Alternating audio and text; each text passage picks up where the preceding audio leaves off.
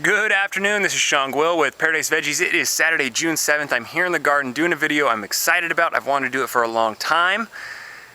And here we go. So when it comes to growing avocados here in Arizona, the stories go like that of UFOs, Bigfoot, Loch Ness Monster, La Chupacabra. Everybody has a friend who had a friend who knew someone that had a tree that had avocados on it, but nobody has seen it for themselves. And no, I haven't grown an avocado, but I have kept these two plants alive the longest I ever have. So if you haven't killed 2 or 3 dozen avocados from Lowe's or Home Depot, you haven't tried. So what have I done? So instead of buying 2 of the same avocados, this last time I went with 2 different ones. Both which I've tried to grow before in the past. I've gone with a Mexicola, which is doing the best. Right, there's plenty of new growth down here. There's only a little bit of burn on some of the old growth, which I believe is nursery growth. And then I have a Haas avocado, which if you would have seen what it looked like before I built this contraption, you would definitely say it's made a tremendous rebound. So what's behind my method? So I was told by someone who I would call an expert at growing tropical trees here in Arizona that for the first 2 years, 100% shade for the plant. And I did that, and it never worked. And I don't believe in shading any of my vegetable plants, and because the whole point of plants and energy comes from the sun's rays coming down, hitting chlorophyll, which is called an electron generator. And I don't know exactly how it works, but you need direct sunlight. So I came up with this idea of basically using a pallet, right?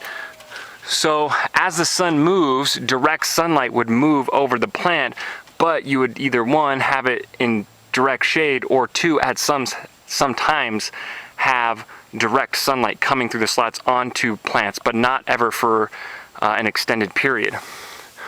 So I had these 2 plants live, right? And it was still very beautiful here in Arizona, 80 degrees, well under 80 degrees, when the plants started to show signs of distress. And it was nice out. So I decided to finally commit and build this because I had been thinking about it for a very long time. Once I build these, which was probably back in February, maybe even beginning of March, this plant especially put on all kinds of new growth and has done nothing since. It continues to put on new growth and grow. This plant over here, which was basically just a stick, pretty much rebounded and it grew all the growth that you see now, but now that it's gotten hot, it's starting to show signs of distress. So that's what I've done in terms of protecting the plant from the sun directly. Now, the other thing that I did that proved to be beneficial, or the plant showed that they liked it, is I went to Starbucks for almost 2 weeks every morning, and the one I went to had a lot of coffee grounds. So I took those coffee grounds and I put them in the bottom, and just like compost, right, I watered it in, and the plants seemed to really like that. They didn't show any signs of burn when I had used like avocado specific fertilizer, or some of my chicken fertilizer, even when it was like in the 70s out. This one, the Haas avocado, showed burn signs, right, and the plant looked like it was wilting and stuff, so I got away from that, and I have just been using coffee grounds. So the other thing that I have done is I have kept it on a religious, every Saturday I water it all day long. Just let it drip, let it drip, let it drip. Now, I don't know if that's too little or if that's not enough. The plants seem to like that, but everything that I've read about avocados is that they need lots and lots of drainage. From these plants, at the 7 days or even 6 days, every time I water them, it looks like they are loving it.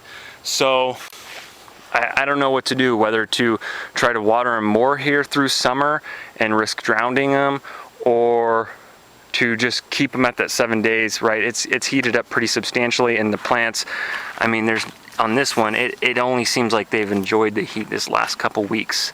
So wanted to share that with you guys.